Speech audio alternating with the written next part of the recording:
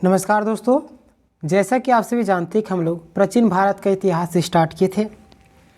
उसका पहला चैप्टर समाप्त कर चुके हैं, उसका सामान्य परिचय भी देख चुके हैं। उसका प्लेलिस्ट बना हुआ है, आप चाहे तो प्लेलिस्ट में विजिट करके सीक्वेंस वाइज वीडियो को देख सकते हैं। ठीक है, तो उसका MCQ आज हम लोग करने वाले हैं, प्राचीन भारत के इतिहास का सामान्य परिचय। ठीक है, तो चलिए स्टार्ट करते हैं। पहला क्वेश्चन है हमारे पास, इतिहास के तहत अध्ययन किया जाता है। यह आपका अतीत का, बी है आपका समाज का, सी है आपका शासन का, डी है आपका पर्यावरण का। तो पहला का जो सही आंसर हो जाएगा option number A. Option number A क्या है आपका? अतीत का। इतिहास के तहत हम किन चीज़ों का अध्ययन करते हैं? अतीत का अध्ययन करते हैं। ठीक है, चलिए आगे बढ़ते हैं। क्वेश्चन नंबर 2 है आपका, प्रथम यूनानी इतिहासकार कौन था? प्रथम यूनानी इतिहासकार कौन था? ये आपका दूसरा है आपका हेरोडोटस, सी आपका मानेथो, और डी आपका होमर। तो आपका जो सही आंसर हो जाएगा ऑप्शन नंबर बी, हेरोडोटस। ठीक है, प्रथम यूनानी इतिहासकार कौन थे? हेरोडोटस। ठीक है, चलिए आगे बढ़ते हैं। क्वेश्चन नंबर 3 आपका, निम्नलिखित में से किसने स्पष्टता से कहा कि इतिहास के समस्त निष्कर्ष युक्ति संगठन साक्ष्यों पर आधारित होते हैं? यह आपका हेरोडोटस, बी आपका थ्यूसिडाइडिस, और सी आपका पॉलीबियस, और डी आपका टैसिट्स। ठीक है, तो तीसरा का जो सही आंसर हो जाएगा option number B. Option number B क्या आपका? थ्यूसिडाइडिस। ठीक है, चलिए आगे बढ़ते हैं। हमारे पास कुल 45 क्वेश्चन है। ठीक है, क्वेश्चन नंबर 4 है आपका, द हिस्ट्रीज के रचनाकार कौन है? मतलब कि द हिस्टोरिका के रचनाकार कौन है? द हिस्ट्रीज के, ए आपका हेरोडोटस, बी आपका मेगास्थनीज, सी आपका प्लूटार्ट, डी आपका प्लिनी। तो 4 का जो सही आंसर हो जाएगा option number A. Option number A क्या है आपका? हेरोडोटस। द हिस्ट्रीज के रचनाकार है हेरोडोटस। ठीक है, 5वां है आपका, इतिहास के पिता। इतिहास के पिता की पदवी सही अर्थों में निम्न में से किससे संबंधित है? ठीक है, तो ए है आपका हेरोडोटस, बी है आपका यूरिपिड्स, और सी आपका थ्यूसिडाइडिस, और डी है आपका सुकरात। तो 5 का जो सही आंसर हो जाएगा option number A. Option number A क्या है आपका? हेरोडोटस। इतिहास के पिता हेरोडोटस को माना जाता है। ठीक है, क्वेश्चन नंबर 6 आपका, इतिहास अपने को दोहराता है, यह किसका कथन है? इतिहास जो है अपने को दोहराता है, किसका कथन है? ये आपका हीगेल, बी आपका कार्ल मार्क्स, सी आपका कलहन, डी आपका बर्नी। क्वेश्चन नंबर 6 का जो सही आंसर हो जाएगा option number A. Option number A क्या आपका? हीगेल। हीगेल बोलते हैं कि इतिहास जो है अपने को दोहराता है। ठीक है, चलिए आगे बढ़ते हैं।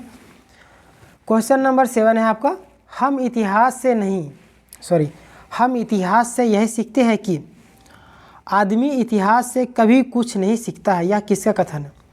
हम इतिहास से यही सीखते हैं कि आदमी इतिहास से कभी कुछ नहीं सीखता। यह किसका कथन है?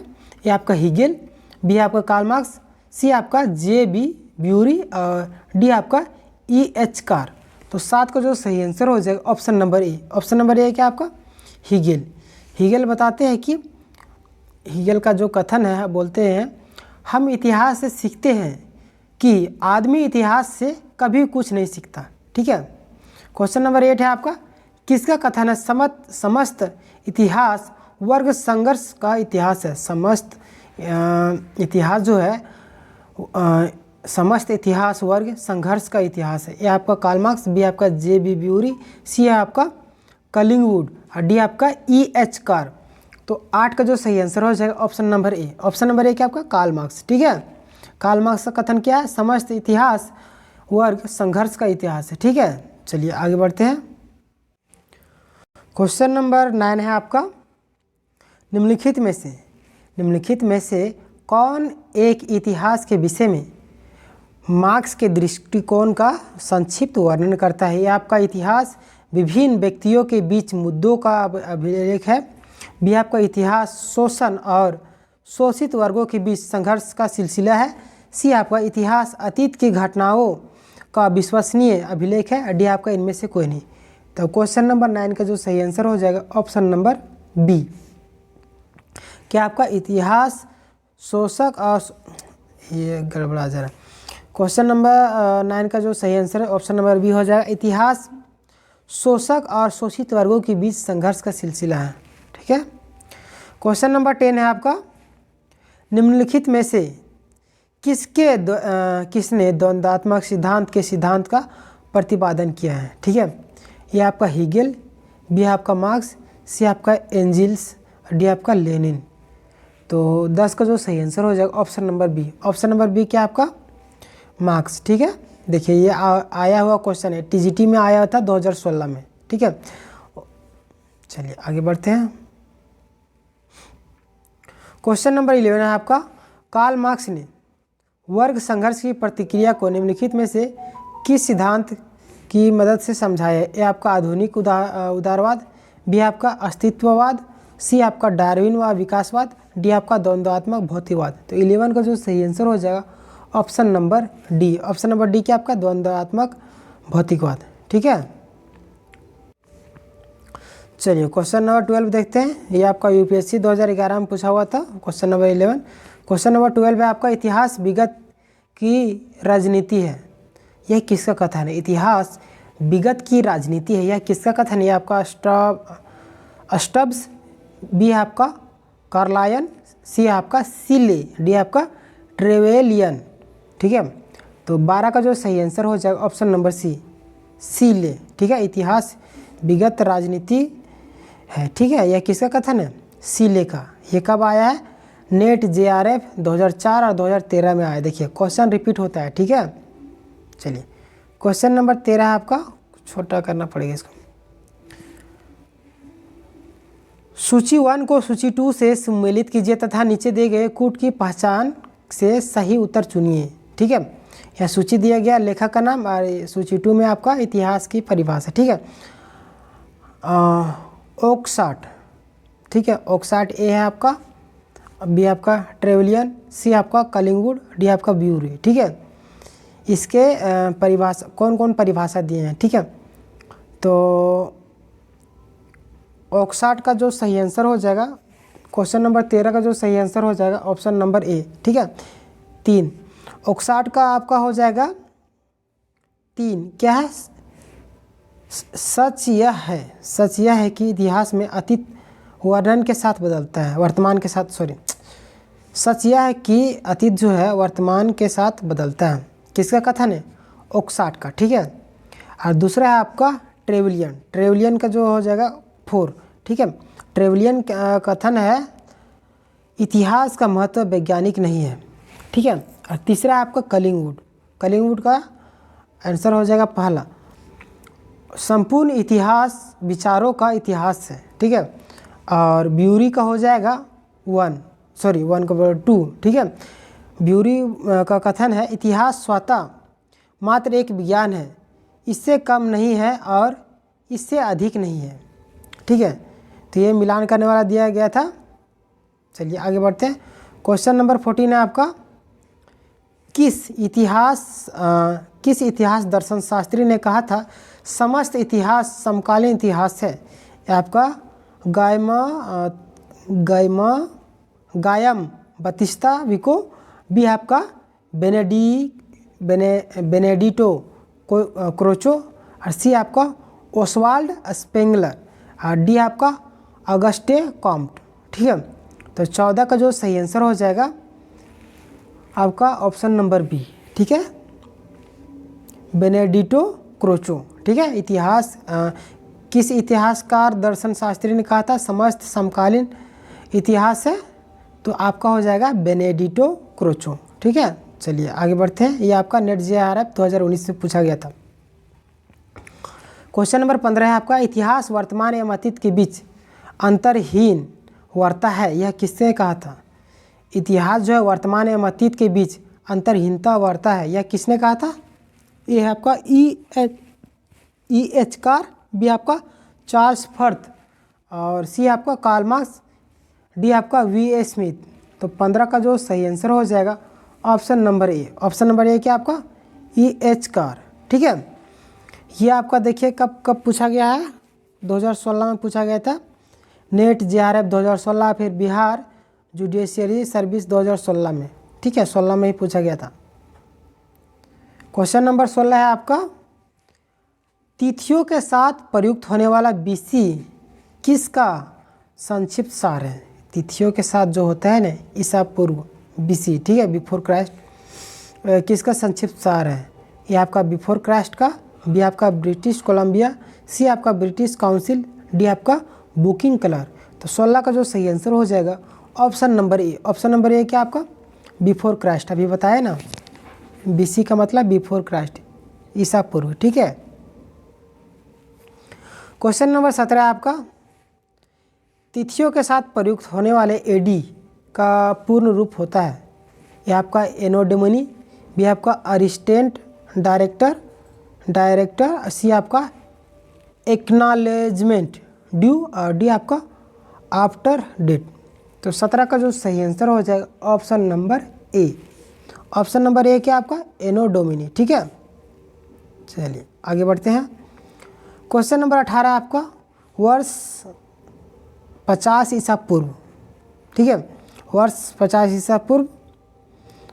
ऑप्शन ए है आपका वर्ष 150 ईसा पूर्व से आने वाला है, बी आपका वर्ष 150 ईसा पूर्व के बाद आता है, सी आपका जिस वर्ष में 150 ईसा पूर्व आता है, डी आपका जिस दशक में 150 ईसा पूर्व आता है। तो 18 का जो सही आंसर हो जाएगा ऑप्शन नंबर बी, 150 वर्ष ईसा पूर्व के बाद आता है, ठीक है। चलिए आगे बढ़ते हैं। क्वेश्चन नंबर 19 है आपका, वर्ष 2015 ईस्वी किस शताब्दी में आता है? ये आपका 10वीं शताब्दी ईसा पूर्व में, बी आपका 10वीं शताब्दी ईसा पूर्व में, और सी आपका 11वीं सदी ईसा पूर्व में, और डी आपका 11वीं शताब्दी ईस्वी में, ठीक है। तो 19 का जो सही आंसर हो जाएगा ऑप्शन नंबर डी, ठीक है, 11वीं शताब्दी ईस्वी में, ठीक है, 2015। क्वेश्चन नंबर 20 है आपका, सूची 1 को सूची 2 से सुमेलित कीजिए और सूचियों को नीचे दिए गए कूट का प्रयोग करते हुए सही उत्तर चयन कीजिए, ठीक है। सूची 1 में आपका संवत्सर, और बी आपका सूची 2 में आपका किस समय में गणना हुआ, ठीक है, विक्रम संवत का, बी आपका शक संवत, और डी आपका गुप्त संवत, और सी आपका गुप्त संवत, और डी आपका कलिंग संवत्सर, ठीक है। कब कब हुआ ये उसको बताना है, ठीक है। तो क्वेश्चन नंबर 20 का जो सही आंसर हो जाएगा ऑप्शन नंबर डी, ठीक है। ये 4 3 2 1, मतलब कि 4 3 2 1, 4 का ये पहला हो जाएगा, ये दूसरा हो जाएगा, ये तीसरा हो जाएगा, ये चौथा हो जाएगा, ठीक है, 4 3 2 1। तो देखिए विक्रम संवत जो है कब हुआ था? विक्रम संवत 248 ईसा पूर्व में, ठीक, ईस्वी में। और शक संवत आपका हो जाएगा, सॉरी यहाँ 5 को दे दिया है ना, ये वाला नहीं होगा, ठीक है। विक्रम संवत आपका 58 ईसा पूर्व होगा, और शक संवत आपका हो जाएगा 78 ईस्वी में, और गुप्त संवत जो आपका हो जाएगा 320 ईस्वी, और कली संवर जो हो जाएगा 3102 ईस्वी ईसा पूर्व, ठीक है। चलिए आगे बढ़ते हैं। क्वेश्चन नंबर 21 है आपका, विक्रम संवत प्रारंभ हुआ था कब? 58 ईसा पूर्व में, बी आपका 78 ईस्वी में, सी आपका 57 ईसा पूर्व में, डी आपका 73 ईसा पूर्व में। तो 21 का जो सही आंसर हो जाएगा option number A. Option number A क्या आपका 58 ईसा पूर्व में विक्रम संवत स्टार्ट हुआ था, ठीक है। ये आपका RRB 2004 में पूछा गया था, ठीक है। क्वेश्चन नंबर 22 है आपका, शक संवत का प्रारंभ किस सम्राट के शासनकाल में 78 ईस्वी में हुआ था, ठीक है। ये आपका अशोक, बी आपका कनिष्क, सी आपका हर्ष, डी आपका समुद्रगुप्त। तो 22 का जो सही आंसर हो जाएगा option number B. Option number B क्या आपका कनिष्क। कनिष्क के शासनकाल में क्या हुआ था? शक संवत प्रारंभ हुआ था। शक संवत का प्रारंभ था 78 ईस्वी में। ठीक है, चलिए क्वेश्चन नंबर 23 है आपका, भारत का राष्ट्रीय पंचांग नेशनल कैलेंडर जो किस संवत पर आधारित है? ए आपका कली संवत, बी आपका विक्रम संवत, सी आपका शक संवत और डी आपका इनमें से कोई नहीं। तो 23 का जो सही आंसर हो जाएगा option number C. Option number C क्या है आपका? शक संवत। ठीक है, राष्ट्रीय पंचांग जो है किस पर आधारित है?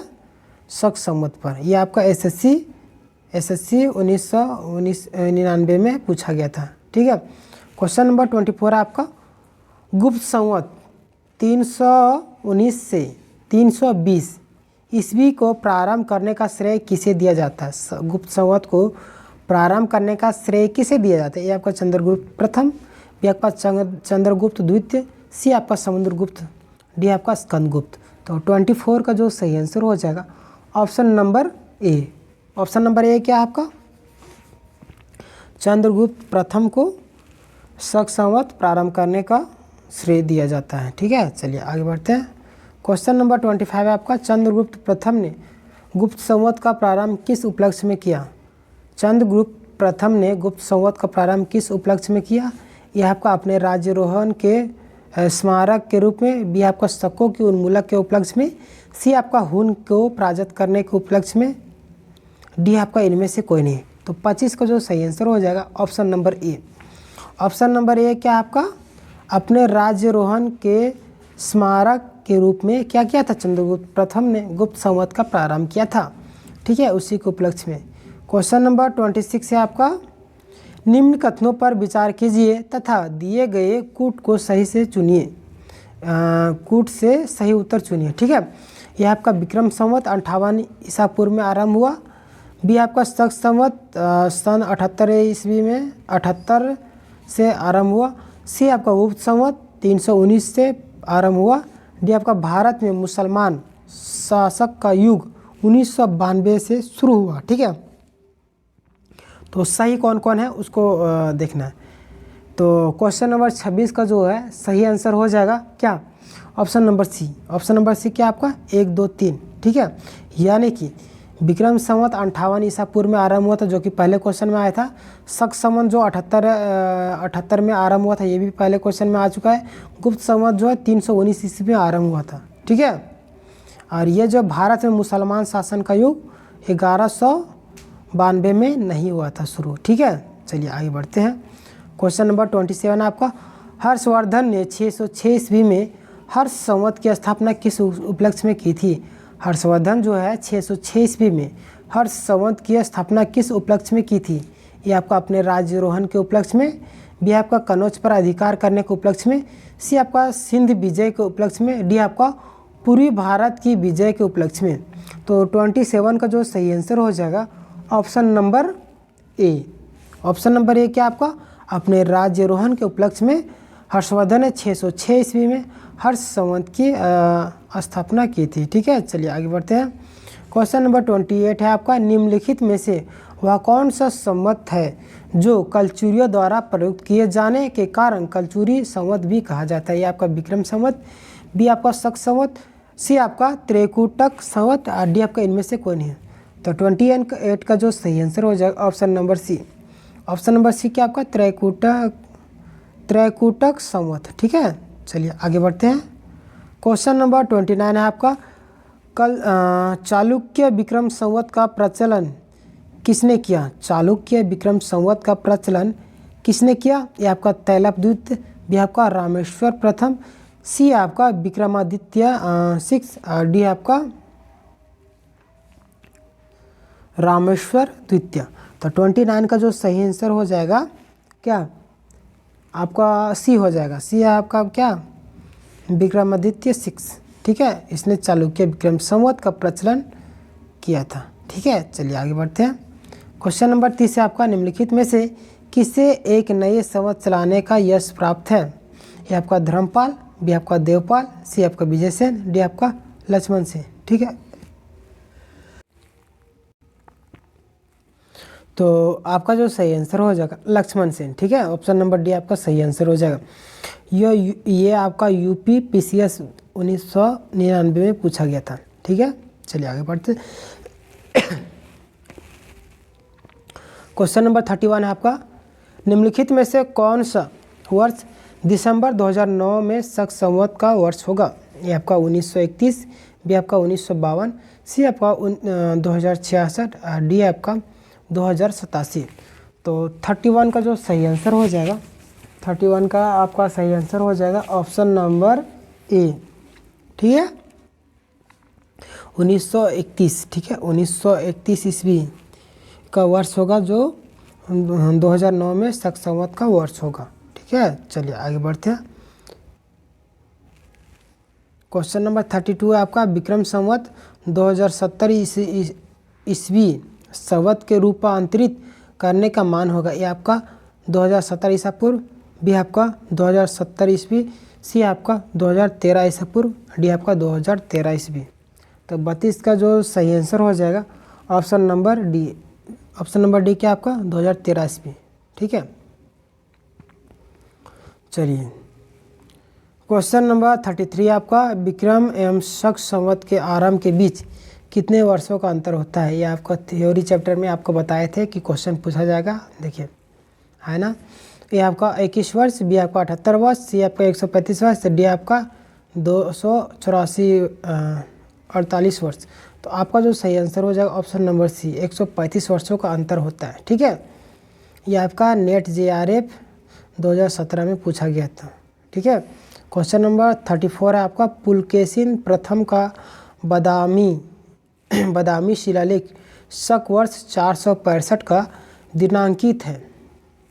यदि इसे विक्रम संवत में दिनांकित करना होगा तो वर्ष होगा 600, बी आपका 300, सी आपका 330, डी आपका 407। तो 34 का जो सही आंसर हो जाएगा option number A. Option number A क्या आपका 600। ठीक है, क्वेश्चन नंबर 35 है आपका, राजस्थान सरकार के कैलेंडर में 20 संग 2063 लिखा हुआ है। ठीक है, तो उसे शाके यानी कि शक संवत मतलब उसका क्या होगा? ठीक है, ये आपका 1908, बी आपका 1918, सी आपका 1928, डी आपका 1938। तो 35 का जो सही आंसर हो जाएगा ऑप्शन नंबर सी, 1928। ठीक है, ये आपका RPSC 2011 में पूछा गया था। ठीक है, क्वेश्चन नंबर 36, पुरातत्व में स्तर विन्यास पद्धति निम्नलिखित में से किसको समझने के लिए प्रयुक्त की जाती है? पुरातत्व में स्तर विन्यास पद्धति निम्नलिखित में से किसको समझने के लिए प्रयुक्त की जाती है? यह आपका किसी संस्कृति के विस्तार की सीमा, बी आपका भौतिक अवशेषों के क्रमिक निक्षेप, सी आपका बस्ती निवासियों के शारीरिक लक्षण, डी आपका दुधारू पशुओं की सांख्यिकी संपत्ति। तो 36 का जो सही आंसर हो जाएगा ऑप्शन नंबर बी, भौतिक अवशेष के क्रमिक निक्षेप। ठीक है, यह आपका UPSC 2004 में पूछा गया था। क्वेश्चन नंबर 37 है आपका, कार्बन 14 पद्धति। ठीक है, तिथि निर्धारण पद्धति का विकास किसने किया? यह आपका हेरोडोटस, बी आपका हिगेल, सी आपका BL स्मिथ, डी आपका विलर्ड लिब्बी। तो 37 का जो सही आंसर हो जाएगा option number D. Option number D क्या आपका विलर्ड लिब्बी। ठीक है, इसे कार्बन 14 पद्धति के निर्धारक पद्धति का विकास इसने ही किया था। ठीक है, क्वेश्चन नंबर 38 है आपका, काष्ठ, अस्थि और शंख के पुरातत्वीय नमूनों का काल निर्धारण करने के लिए निम्नलिखित में से कौन सा अपनाया जाता है?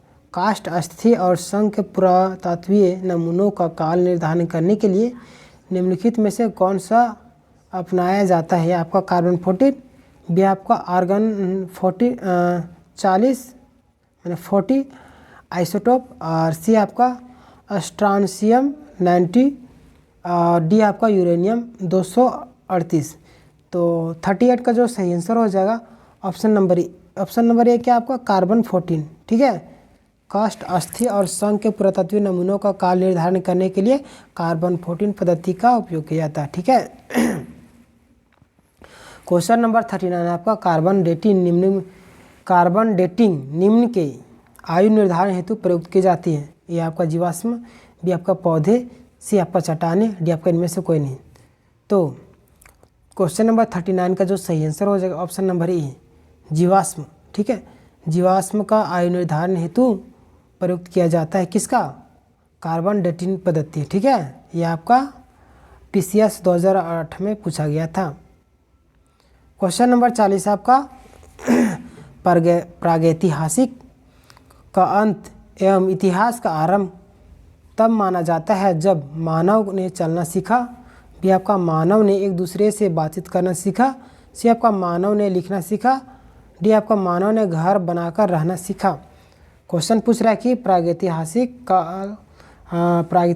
का अंत एवं इतिहास का आरंभ माना जाता है कब? क्वेश्चन नंबर 40 का जो सही आंसर हो जाएगा option number C. Option number C कि आपका मानव ने लिखना सीखा। ठीक है, तब इतिहास का याद।